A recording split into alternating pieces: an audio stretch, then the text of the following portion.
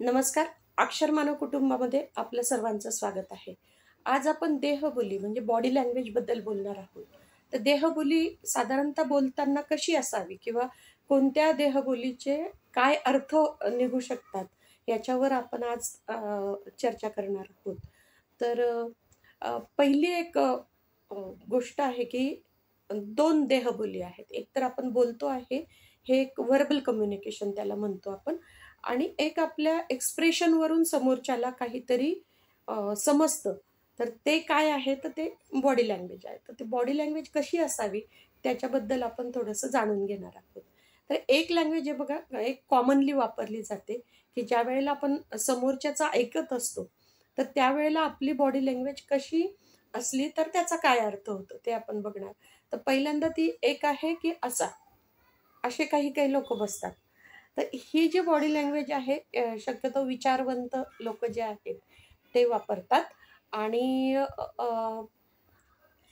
अशी एक लँग्वेज आहे.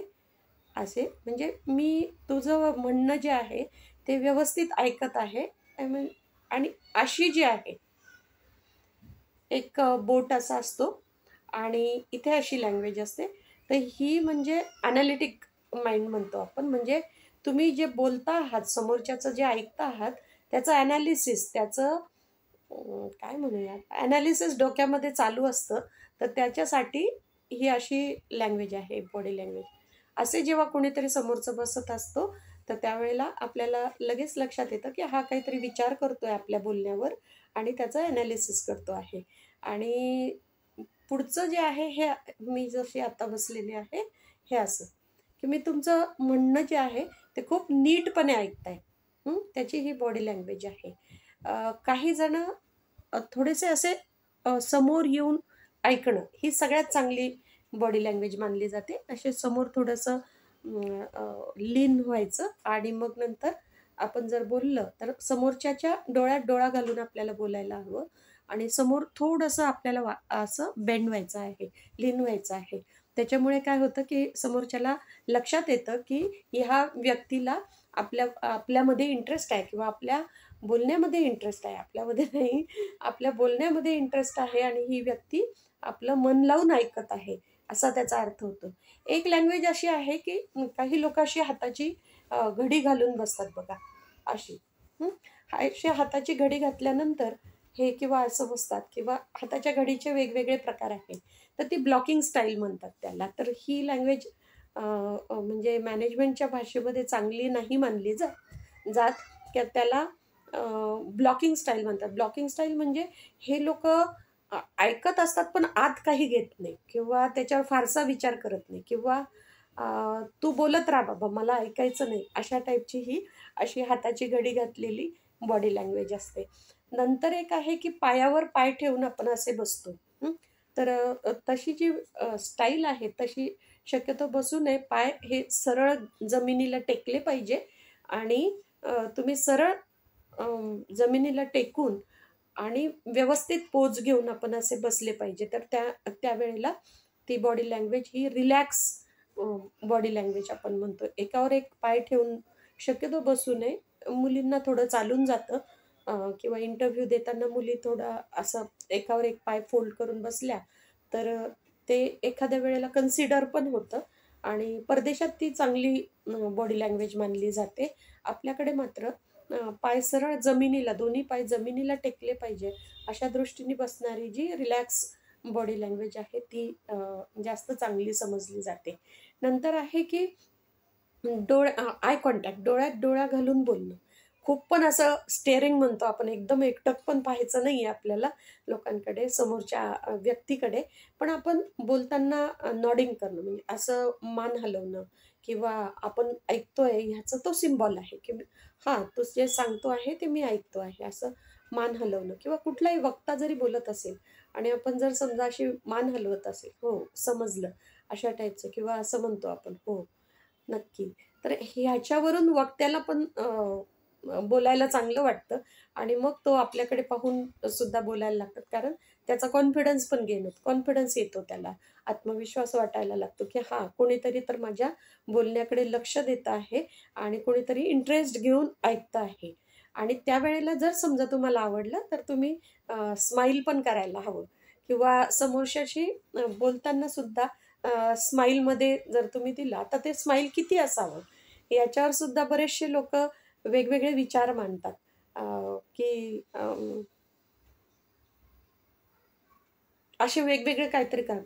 पण प्रत्येकाची स्माईल करण्याची पद्धत वेगवेगळी आहे. त्याच्यामुळे असा काही हार्ड अँड फास्ट रूल नाहीये, की तुम्ही असंच हसलं पाहिजे किंवा इतकेच दात दाखवले पाहिजे किंवा समोरचे दिसले पाहिजे, आजूबाजूचे असं काही नाहीये. तुम्हाला हे फक्त एवढं आहे, की हे नैसर्गिक असावं. हो की नाही? तर आपण जर मारून मुटकून असं हसायला लागलो, तर त्यावेळेला मात्र समोरच्याला ते कृत्रिम हसू जे आहे, ते लगेचच लक्षात येतं, की हे कृत्रिम हसू आहे आणि तुमचे पूर्ण चेहऱ्याचं एक्सप्रेशनच बदलतं. जर तुम्ही नैसर्गिक, नॅचरल जर तुमचं स्माईल असेल किंवा तुम्ही हसत असाल जोरात, जी काही तुमची स्टाईल असेल बोलण्याची किंवा हसण्याची, ती ती जी आहे ती नैसर्गिक असावी. खूप ओढून-ताढून तुम्ही बोललं नाही पाहिजे. नैसर्गिक असावी म्हणजे समोरच्याला कम्फर्ट फील होतो आणि समोरच्याशी तुम्ही चांगला संवाद करू शकतात. अजून एक लँग्वेज आहे की शक्यतो बरेच लोक अशी वापरतात ती लँग्वेज, ही लँग्वेज आहे ती. तर बोलताना जर समजा तुम्ही असं करून बोलत असाल, तर ती एक चांगली लँग्वेज मानली जाते किंवा ही जी आहे लँग्वेज, ही. ही पण एक तुम्ही वरिष्ठांना आदर जर दाखवायचा असेल, तर तुम्ही असं करून ठेवू शकता हाताची फोल्ड आणि पोटाच्या ठिकाणी तुम्ही अशी फोल्ड अशी घेऊ शकतात. म्हणजे मग याला वरिष्ठांना आदर दाखवताना फक्त इथे नाही घ्यायचा आहे तो. फक्त पोटाच्या जवळ घेऊन अशी जी लँग्वेज आहे, ही वरिष्ठांना आदर दाखवणारी लँग्वेज आहे. किंवा जर असं तुम्हाला जर बोलायचं असेल, तर तुम्ही ही लँग्वेज वापरू शकतात अशा हाताची बोटं करून किंवा मग तुम्ही पूर्ण असं करून ही अशी पण लँग्वेज वापरू शकतात बोलताना. तर ही एक चांगली लँग्वेज मानली जाते आणि जर समजा तुम्हाला अगदीच असं नाही, खूप कॉन्शियस पण नको व्हायला तुम्ही, की बाबा ही लँग्वेज मला अशी वापरायची आहे, मग मी बोटं असे करू का, तसे करू का? या कन्फ्युजनमध्ये राहायचं नाहीये. ते ऑटोमॅटिक येतं आपल्याला. थोडीशी मात्र सवय करावी लागते. तर तुम्ही थोडीशी सवय केल्यानंतर तुम्हाला ह्या बॉडी लँग्वेजचा चांगला अभ्यास होतो आणि ऑटोमॅटिकली तुमच्या ही बॉडी लँग्वेज जी आहे, वेगवेगळे एक्सप्रेशन्स आहेत ते यायला लागतात. थोडक्यात काय, की मनापासून समोरच्याचं ऐकणं, याच्यासाठी शरीर जे आहे आपलं, ते वेगवेगळे पार्ट वेगवेगळ्या गोष्टी वेगवेगळ्या रीतीने हालचाल करत असतात. वेगवेगळ्या रीतीने हालचाली होत असतात. त्या हालचालींवर आपण जर थोडं काम केलं, थोडा अभ्यास केला, तर आपलं जे कम्युनिकेशन आहे ते स्ट्राँग होऊ शकतं. खूप चांगल्या प्रकारे आपण अनोळखी व्यक्तींशी सुद्धा बोलू शकतो. नंतर एक मुलींच्या बाबतीतली एक बॉडी लँग्वेज आहे, की जी समोरच्याशी बोलताना किंवा इंटरव्ह्यू देताना सुद्धा काही मुली वापरतात. ती वापरू नका तुम्ही. That is very, very bad body language आहे, की काही जणी असे ते केस असे घेतात आणि असं बोलत राहतात किंवा likewise same. So this is very bad habit. तुम्ही ही कधीच बॉडी लँग्वेज वापरू नका किंवा सारखं केसावरून हात फिरवणं. काही व्यक्तींना अशी किंवा अशी सवय असते, की ते सारखे असे केस जे आहेत, ते असे करत असतात. म्हणजे बोलता-बोलताच अचानक त्यांचा केसांवरून हात फिरत जातो. तर ते थोडंसं इगो असल्याचं बॉडी लँग्वेज आहे, की सारखं असं डोक्यामधून हात फिरवणं. किंवा जर समजा तुम्ही असे खाली बघून बोलत असणार किंवा बोलता-बोलता तुमचं लक्ष खाली गेलेलं आहे. सारखं तुम्ही असे म्हणजे नजर चोरता आहात. समोरच्याला दिसतं आहे, की ते आपल्याशी आय कॉन्टॅक्ट होत नाहीये. तर ही सुद्धा बॉडी लँग्वेज जी आहे, तर ते आत्मविश्वासाची कमी असं म्हणून ट्रीट केली जाते. असं म्हणून केली जाते, की ही जी बॉडी लँग्वेज आहे, केसांना सारखा हात लावणं किंवा केस अशा प्रकारचं असं करणं किंवा मानेवर जे असं करणं, हे जे आहे, हे थोडं इगो असल्याचं लक्षण जे आहे ते मानलं जातं. म्हणून ते शक्यतो आपण अव्हॉइड करायला पाहिजे. नंतर एक लँग्वेज आहे, की सारखं नखं खाणं. म्हणजे बोलत असताना सारखं काहींना नखं खाण्याची सवय असते. असं असं करतात. म्हणजे मी तर इंटरव्ह्यू घेतानाही असे बरेचसे लोक पाहिलेले आहेत की जे मध्येच असं करतात आणि नखं खायला जसं काही त्याच्यामध्ये कॅल्शियम आहे असं खायला लागतात ते नखं. तर हे अस्वस्थपणाचं लक्षण आहे किंवा इन्सिक्युरिटी. जेव्हा म्हणजे छोटं बाळ असताना पण तुम्ही पाहिलं तर बाळ अंगठा तोंडात घालतं तर ते ते इन्सिक्युरिटी असते त्याला, म्हणून त्याला सेफ वाटत नसतं. तर त्यावेळेला तो अंगठा तोंडात घालत असतो. तशीच मोठेपणी सुद्धा ही नखं खाण्याची जी सवय आहे ती, किंवा काहींना एक पाय सारखा हलवायची किंवा दोन्ही पाय सारखं बसल्यानंतर सारखं हलवायची सवय असते दोन्ही पाय. तर ती सुद्धा बॉडी लँग्वेज जी आहे ती अस्वस्थता दाखवत असते. नंतरची एक बॉडी लँग्वेज आहे की तुम्ही वर असं डे ड्रीमर सारखे पाहत राहतात किंवा बोलता बोलताच तुम्ही अचानक असे वर बघायला लागतात आणि बोलायला लागतात. तर ती सुद्धा बॉडी लँग्वेज जी आहे ती नॉट रिकमेंडेड आहे. म्हणजे ती ती बॉडी लँग्वेज जी आहे बोलताना वर बघणं, त्यांना डे ड्रीमर म्हणतो आपण. तर डे ड्रीमर म्हणजे दिवसा स्वप्न बघणारी अशी माणसं असतात. म्हणजे ती आपल्या कम्युनिकेशनमध्ये किंवा आपल्या डिस्कशनमध्ये नसतात, ती ती कुठल्या तरी वेगळ्याच जगात गेलेली असतात. अशी ती बॉडी लँग्वेज आहे. आत्ता मी जी बॉडी लँग्वेज वापरलेली आहे की माझ्या काही ॲक्सेसरीज आहे त्या मी चेक करते आहे, कानातले चेक करते आहे किंवा गळ्यातलं मी आहे हे असं असं करत आहे. हे हे जनरली मुलींच्या बाबतीत जास्त होतं की जे त्यांनी ॲक्सेसरीज घातलेल्या असतात आणि त्यांना दाखवायच्या असतात किंवा सबकॉन्शियस माइंडमध्ये असतं की माझं हे सगळं दिसलं पाहिजे आणि म्हणून ते असं सगळं नकळतच त्यांचा हात असा जात असतो. तर त्या गोष्टी पण आपण अवॉइड केल्या पाहिजे बोलताना किंवा एक्झाम असे व्हायवा वगैरे असतात मुलांच्या त्यावेळेला मुलींनी ते अवॉइड केलं पाहिजे. किंवा इंटरव्ह्यूला सुद्धा आपण खूप सारे दागिने हल्ली मुली घालत नाही, पण ते पण खूप हेवी किंवा अगदीच इंटरव्ह्यूला नवीनच जात आहात आणि नवीन काहीतरी तुम्ही जर ट्राय केलं तर त्याच दिवशी तुम्ही नवीन काहीतरी घातलं तरी सुद्धा ही बॉडी लँग्वेज इफेक्ट होतो त्याच्यावर आणि तो समोरच्याला जाणवतो की आपण कम्फर्टेबल नाही आहेत, आपल्याला काहीतरी प्रॉब्लेम आहे किंवा आपण जास्त आत्मविश्वास आपला तेवढा नाही आहे बोलण्याचा समोरच्याशी. आणि ज्या वेळेला आपण डोळ्यात डोळ्या घालून पाहतो आहे तर त्यावेळेला काहींना डोळे बंद करण्याची सवय असते. म्हणजे सारखं त्याला आपण ब्लिंकिंग आईज म्हणतो, म्हणजे डोळे मिचमिचणे. किंवा एक आहे अशी एक लँग्वेज आहे बघा. हां, दिसतंय का? असं बघा.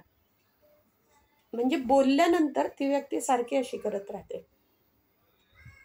तर त्यावेळेला ही बॉडी लँग्वेज जी आहे, ती बॉडी लँग्वेज म्हणजे खोटं बोलणाऱ्या व्यक्ती ज्या असतात ते जनरली वापरतात. बोलल्यानंतर हे व्यक्ती जे आहे हे असे असं करतात किंवा असे करतात. तर पूर्वी असं वाटायचं की हे जे लोक विचार करतात त्यांची लँग्वेज आहे किंवा काही लोक असे डोक्यामध्ये असे बोटाने खाजवण्यासारखं करतात की अ, विचार करतोय आपण असं. पण ती पण आता पूर्वी त्याला चांगलं मानलं जायचं की आपण विचार करताना अचानक असं डोक्यावर हात जातो. पण आताच्या नवीन जमान्यामध्ये ते फारशी चांगली बॉडी लँग्वेज वापरली जात नाही. त्याला म्हणायचं की हे जे आहे हे आपण असं हां, हां. तर असं जेव्हा ऐकत असतो किंवा अजून एक बॉडी लँग्वेज आहे की समोरचा जसा बसलेला आहे त्याला डिक्टो कॉपी करायचं. ही एक स्ट्रॉंग बॉडी लँग्वेज मानली जाते. त्याच्याबद्दल बोल. तर समोरच्याचं डिक्टो कॉपी करायचं. तो जसा बसला आहे तसं बसायचं. तो असा बसला असेल तर आपण असं बसायचं. तो असा असेल तर असं. अगदी जसंच्या तसं. आणि ती खूप कॉन्फिडंट त्याला खूप कॉन्फिडन्स लागतो, आत्मविश्वास खूप जास्त लागतो. जसंच्या तसं कॉपी करायला. शिवाय ते नैसर्गिकरित्या झालं पाहिजे. म्हणजे असं नाही की त्याच्याकडे पाहिलं आणि तुमचं कम्युनिकेशन थांबलं. म्हणजे बोलणं तुमचं थांबलं आणि तुम्ही फक्त बॉडी लँग्वेज कॉपी पेस्ट करता आहात. तर असं असं नाही. ते ऑटोमॅटिकली झालं पाहिजे. आणि बोलताना खूप हातवारे करणं हे सुद्धा एक अस्वस्थतेचं लक्षण मानलं जातं, की सारखे हातवारं करणं. म्हणजे मी बऱ्याच महिलांच्या बाबतीत जास्त मी हे बघितलेलं आहे, की अगदी त्यांना म्हणायचं की मी सकाळी उठले, ब्रश केला, मग ते अगदी सांगतात पेस्ट लावली, ब्रश केला. म्हणजे इतकं ते बॉडी लँग्वेजमध्ये सांगतात. फक्त त्यांना सांगायचं असतं ब्रश केला मी सकाळी उठून. एवढं साधं जरी सांगायचं असेल, तरी ते म्हणतात की सकाळी उठली, मग ते पेस्ट लावण्याची ॲक्टिंग करतात. मी ब्रश केला, मी ओढणी घेतली, मी अशी साडी नेसली. म्हणजे अशा प्रकारचं त्या हातवारे करत असतात. तर जास्त हातवारे करणं हे सुद्धा चांगलं बॉडी लँग्वेज म्हणजे ते एक फनी लूक येतो त्याला. म्हणजे एक काय म्हणूया आपण त्याला, की सगळं फनी वाटायला लागतं ते आणि त्याला त्या त्या व्यक्तीला कुणी असं खूप सिरियसली घेत नाही. म्हणजे खूप जास्त हातवारे करत, करत, करत बोलत असते. हे असं झालं, एकदा असं झालं, की मी ते असं केलं, तसं केलं. हे जे असं सारखं बोलत असते, त्या व्यक्तीला कोणी खूप सिरियसली घेत नाही. तिचं जे बोलणं आहे, ते बोलणं सारखं-सारखं लोकं उडवून लावतात किंवा तिला फार सिरियसली घेतलं जात नाही. आणि म्हणून आपली जी बॉडी लँग्वेज आहे, त्याच्यावर आपण काम केलं पाहिजे. काहींना अशी भुवया उडवण्याची खूप सवय असते. अशी मध्ये-मध्ये करायची सवय असते. तर ते पण चांगलं नाहीये आणि त्याच्यातल्या त्याच्यात काही जणांना अतिशय घाणेरडी आहे ती बॉडी लँग्वेज जी कोणी वापरू नये, की एक भुवई फक्त अशी उडवण्याची त्यांना सवय असते. So that is very wrong body language. ती कधीही महिलांनी तर ती कधीच वापरू नये. त्याचे खूप विचित्र अर्थ निघतात किंवा एक अजून बॉडी लँग्वेज आहे, की जी कधी आपण वापरू नये, की कानामध्ये असं-असं करणं किंवा नाकामध्ये असं-असं करणं किंवा काही वेळेला काय असतं, की लाईटाचा एक इफेक्ट येतो. तर लोकांना थोडंसं नाकावर असं-असं करण्याची. So it is okay. एवढंपर्यंत ठीक आहे. पण तुम्ही असं-असं करणं किंवा असं कानामध्ये असं-असं करणं समोरच्यांच्या म्हणजे हे आपल्याला सुद्धा विचित्र वाटतं, पण नकळत का असेना काही लोकांकडून असं झालं किंवा पेनाचं टोपण असतं त्याची टिक-टिक करत राहणं सारखं. हातात पेन घेऊन आणि त्याला त्या टोपणाला टिक-टिक करत राहणं. तर हे सुद्धा एक अस्वस्थपणाचं लक्षण मानलं जातं आणि हल्ली इंटरव्ह्यू घेताना पण बॉडी लँग्वेज चेक केली जाते. ऑनलाईन जरी इंटरव्ह्यू असले तरी बॉडी लँग्वेज चेक केली जाते. तर अशा प्रकारचं आणि शिवाय बोलताना सुद्धा आपला जो टोन आहे, त्या टोनमध्येच बोललं पाहिजे. कमी जास्त टोन सारखा जर होत असेल, तर ती सुद्धा त्याच्यावर सुद्धा काम केलं पाहिजे आपण. एका टोनमध्ये किंवा जिथे तुम्हाला खूप ठासून सांगायचं तर तुम्ही असं म्हणू शकता, की हां, धिस इज हां, मला असं म्हणायचं आहे. हे म्हणू शकतात. पण हे करताना सुद्धा तुम्हाला तो पॉइंट जो आहे त्याच्या बरोबर त्याच म्हणजे आपण म्हणतो समेवर येतो. तर तशा त्या ठोक्याला तुम्हाला म्हणजे जे बोलता आहेत तुम्ही, तसं तुम्हाला ते मॅच झालं पाहिजे ती बॉडी लँग्वेज. तरच समजा तुम्ही ठामपणे असं वापरू शकतात. अदरवाईज ह्याचा अर्थ अजून वेगळा होतो. आहे ना? तर असा जर तुम्ही केला, तर त्याचा अर्थ अजून वेगळा होतो. म्हणजे हे सेटल ठेवायचं नाहीये. हे पटकन करून असं तुम्ही झालंय, की मला हेच म्हणायचं आहे. इतकं फास्ट ते झालं पाहिजे. तर ती ते जे आहे ते त्याला ठाम ठाम आहे. मी ह्या मताशी ठाम आहे. असा त्याचा अर्थ होतो. नंतर अजून एक बॉडी लँग्वेज आहे, की तुम्ही बोलताना सारखे अडखळत बोलत राहतात. आता थोडंसं माझं सुद्धा होतं ते, की भाषा जी आहे त्या भाषेमुळे खूप जास्त इंग्रजी वापरल्यामुळे आणि अचानक मराठी वापरायला लागलो, तर त्यावेळेला असं होऊ शकतं. पण हे नैसर्गिक वाटलं पाहिजे. असं नाही, की मी ओढून-ताडून कोणते तरी शब्द आणते आहे आणि मला त्याचं उच्चारण माझं व्यवस्थित नाहीये किंवा प्रोनन्सिएशन ज्याला म्हणतो आपण आणि व्यवस्थित नाही आणि मी एकदम पहिल्यांदाच तो शब्द वापरते आहे. तर त्यावेळेला पण आपण कॉन्शियस होतो. म्हणजे त्यामुळे ओढून-ताडून न बोलता आपल्याला जी भाषा आपल्याला जी कम्फर्ट असेल, आपला कम्फर्ट झोन असतो भाषेचा, की मी ह्या अशा भाषेमध्ये बोलू शकते. तर तीच भाषा आपण वापरली पाहिजे. आणि असं भाषेचा खरं मला त्याबद्दल फारसं माहिती नाहीये, पण जे तज्ञ लोकं आहेत ते सांगतात, की भाषा म्हणजे काय, की ह्या हृदयीचे त्या हृदयीमध्ये टाकणं. म्हणजे भाषा, की मला जे म्हणायचं आहे ते समोरच्याला जर तसंच्या तसं कळलं, शेवटी समोरच्याच्या कानाला फिल्टर असतात, ती त्याच्यावर आपण वेगळं बोलूयात. लिसनिंग ॲबिलिटी ज्याला म्हणतो आपण किंवा फिल्टरिंग म्हणतो आपण त्याला. कानाला फिल्टर्स असतात काहींच्या. म्हणजे आपण जे काय बोलतो आहे, तर त्याला वेगळंच काहीतरी ऐकायला येतं, त्याला वेगळंच काहीतरी वाटायला लागतं. तर तो एक वेगळा प्रकार आहे समजा, तो बॉडी लँग्वेजमध्ये येत नाही. आणि दुसरी एक आहे की अ, बोलताना कान असे उघडे ठेवतात काही लोकं. हां, हां. असे कान म्हणजे जेव्हा ऐकायचं असतं, तेव्हा कान असे उघडे ठेवतात. तर त्यावेळेला सुद्धा हे जे आहे कान उघडे किंवा असं करून ऐकणं म्हणजे थोडंसं कमी ऐकायला येतंय असं. कारण ते कानाला असा सपोर्ट देतात मग त्यावेळेला. म्हणजे आपल्याला त्या व्यक्तीला थोडं कमी ऐकायला येतंय असं समजायचं. समजतात समोरचे लोकं. आणि बाकीच्या बॉडी लँग्वेजेस आहेत ज्या आपण नेहमी वापरतो, त्या तर आपल्या असतातच, पण त्याच्यापेक्षाही अजून काही बॉडी लँग्वेज आहे, की ज्या बसताना, उठताना सुद्धा आपण कशाचा तरी आधार घेऊन उठतो. ती एक बॉडी लँग्वेज किंवा सारखी असं-असं करणं. तर ते ते आपल्याकडे